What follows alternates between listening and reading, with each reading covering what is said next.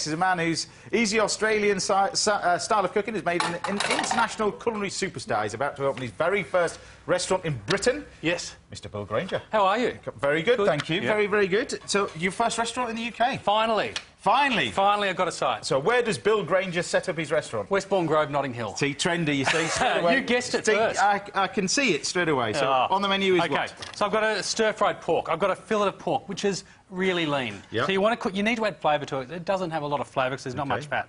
So, when you slice it on the angle like this. Yeah.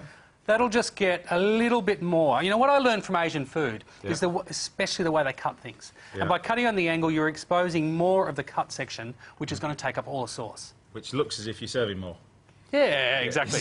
Good old restaurant trick, huh? Yeah, exactly. You can tell he owns a restaurant, James. Yeah, exactly, yeah. Portion control. I mean, you mentioned Asia, because you've got, what is it, 3 restaurants now in Japan? Yeah, 3, yeah, I've just had my 3rd. How is Japan now? Look, it's been really hard and really sad for the Japanese, but, you know, they're reassessing their lives and, you know, making sure that family comes first, so it's recovering. And it's an amazing country. Food, it's probably one of the greatest places on earth. I think it is the greatest, you know, the greatest place for food. Yeah. Pork in there. Right. Now, I'm going to give that a lot of flavour because it's quite plain. I've got some hoisin sauce. Oh, you want me to do the chilies, don't you, for this? Oh, yeah. Can you chop those? I want to take the seeds out because I want to use them as a vegetable rather than just spice. So take the seeds out like you would a pepper. OK. So, hoisin sauce. Hoisin sauce. A bit of soy sauce. Yeah. Some mirin, which traditionally with this, because it's quite Chinese-inspired, northern Chinese, you'd use rice wine, but it's a bit harder to get. I find mirin's fine. Yeah? Yeah. What did Bill Granger do in Oz when he was younger? Oh, when I was younger. Oh, I know, it's got me thinking, actually. The soup, I used to love tin tomato soup. Not that was food, my favourite thing to eat. What was Bill Granger doing? I was being a goth, believe it or not. You are goth. I was a goth. You are joking. I was a goth. Bill Granger is a goth. Yes, I was very inspired by Robert Smith, and I got sick of being called Jason Donovan. Right. Yeah, I used to, it was the time of Neighbours, it was all huge, so I dyed my hair black, grew it long, teased it, and tried to be Robert Smith. It didn't work. So what does an Australian goth wear? I was going to say board shorts, but no. Yeah. Paisley shirts. Paisley shirts? Paisley shirts, a bit of colour. A beach goth. Yeah, I think it's a beach goth. Yeah, beach exactly. goth. Now, that's got to marinate. What you've done there? What have you got there? I've marinated that for about 15 minutes. Right. Not long, just while you get everything else for dinner ready. Thank you. Wash my hands. There you go. So that's gone in there. You've got some dried chilies in there as well, Some dried chilli flakes. What I want to do is really pump up on the chilli on this, just to really, you know, wake up your taste buds. I love spicy food, do you? Well, you don't have much choice with these 3 chilies going in here, do you, really? Now I'm going to chop those up. I just want to stir-fry that. The secret with stir-frying is to use a light oil, a vegetable oil, it can get hotter, and to have your wok really hot. Yeah. So don't throw everything in at once. So do the pork in lots, because otherwise it'll stew. Right. Oh, look at that. Pan, yeah, that's a hot pan. Yes. I'm not going to set off the fire alarm. No, you're right. OK. So your new restaurant, is it going to be the same ethos as the things you've done before? Breakfast is in... Yeah, breakfast, lunch and dinner. Yeah. My restaurants are casual. They're not formal restaurants. You know, I just like food to be straightforward, everyday, easy. Yeah. So, yeah, breakfast, lunch and dinner, good coffee, casual food. Yeah. Oh. And goths are welcome. Yeah, goths are definitely welcome. OK, give that a stir-fry. Now, this style of cooking, this is in your new book, isn't it? The Asian sort of thing? Yeah, I've done an Asian book, because I don't know, Asian cooking for me, I don't know, represents so much what I love about food, the texture, the spices, and it's really easy. It doesn't have to be complicated. I think people can often get a bit scared of it. Yeah. What were you wearing and into? What? In the early 80s, yeah. Oh, well, I was breakdancing. Breakdancing. I am telling you. Listen, what are you laughing at? Martin Kemp. You were wearing makeup in the 80s. Don't criticise me. Well, come on, let's see some breakdancing now. What with a ghetto blaster?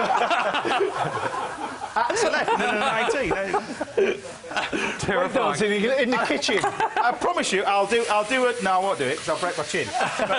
I used to go there with a 6-foot bit of lino, a beanbag, and breakdance in York Square to get enough money to go to Petergate Fish and Chip Shop and have fish and chips with my own mate, Alice Yellop. Yeah. And Alice Yellop is now a psychotherapist, so it shows you what we were like when we were kids. But yeah, we used to do all that. Axel left in the 19. We'll be thinking of moonwalking. OK, a little bit of oil in there. It's me, you got. That's true. Bit of chilli, some garlic, and some spring onions. Now, just cut these. You can use a red onion, spring onions. Cut them into lengths. I'm treating them, as I said, more of a vegetable rather than a flavouring. And toss that around. Now, you could add butter at this stage if you want. Of course you can.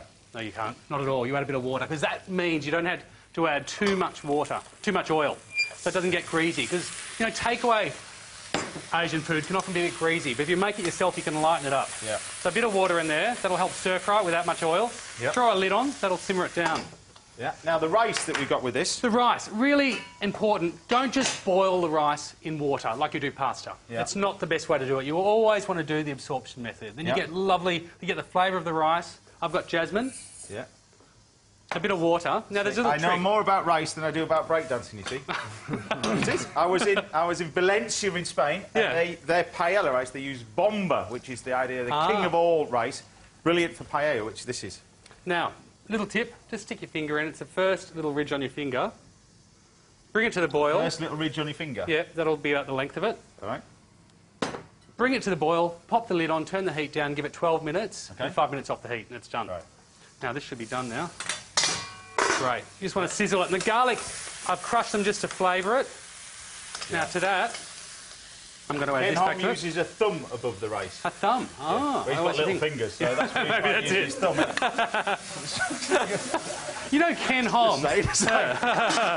Yeah, he's God great. bless He his loves his cooks. cooking. He is great. He's great. He's got little hands. Oh, yeah, if you've got big hands. Little hands. Some peanuts in there.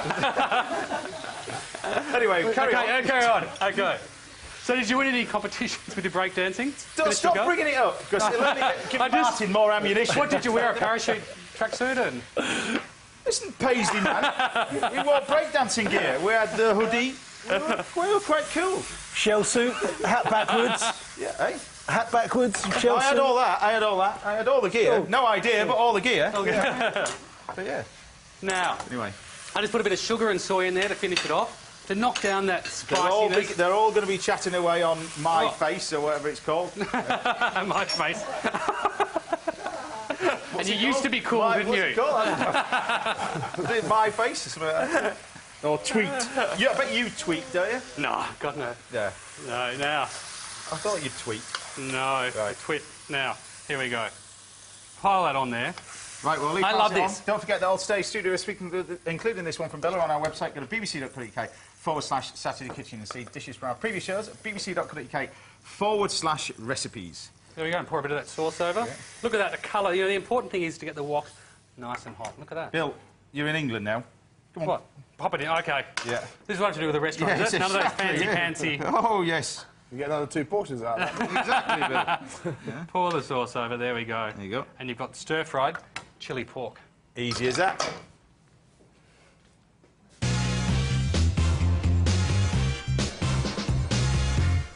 Lovely. I'll leave you to carry that. Meanwhile, I'll moonwalk backwards. There you go. Wow. Dive into that. That looks fantastic. Very simple. Dive in. Yeah. And come into a restaurant near you Yes, very Yeah. exciting. in trendy Notting Hill. There you go. Dive into that. It's quite fiery. It's got a kick. Yeah. Oh, it's lovely. Yeah, I'm not a big fan at all of takeaway Chinese Yeah. or stuff, you know, like that. It's too much salt in there for me. Yeah. But when you watch it cooked and it's nice and clean, it's lovely. Easy as that. There you go. Right, let's go back to Exeter, see what Susie has chosen to go with Bill's Super Stir Fry.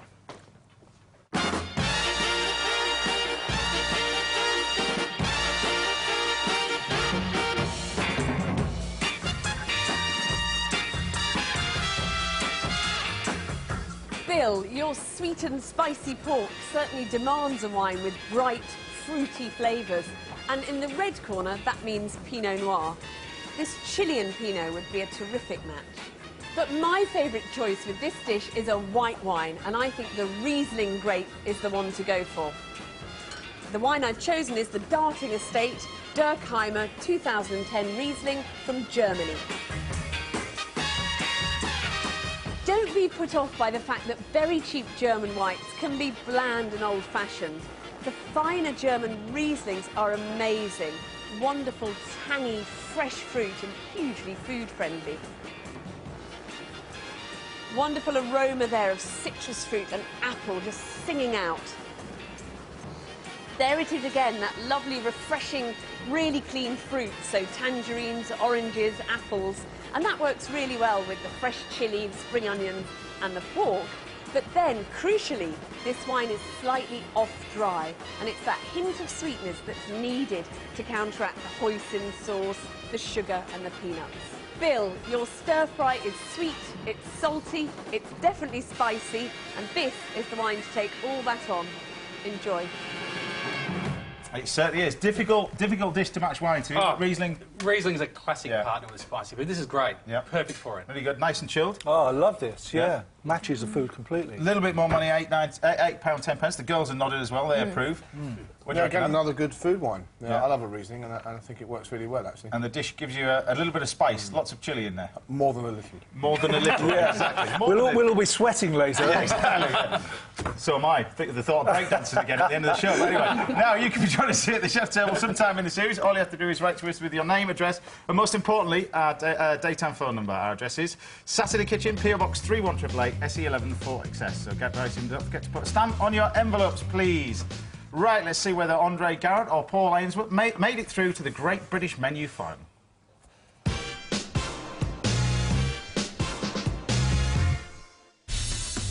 Halfway through, and both chefs are hoping the main course will clinch it for them. Paul's up first with his pork head to toe, including pig's ears, cheeks, belly, and even fake trotters made of pastry and black pudding. With 6 different variations on the piggy theme to get perfect, Paul's